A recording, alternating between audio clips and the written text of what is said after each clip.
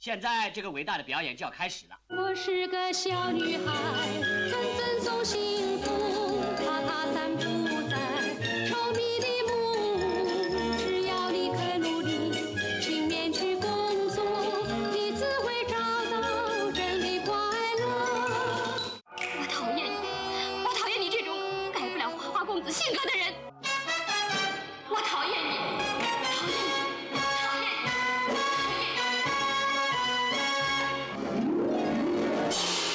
说动我不敢来，句句都听你讲，因为你长得真漂亮，我们没法抵抗。一天到晚忘不了，句句那张不宁讲，大理想的陳厚、李菁，花月良宵，星期四晚天影經典頻道。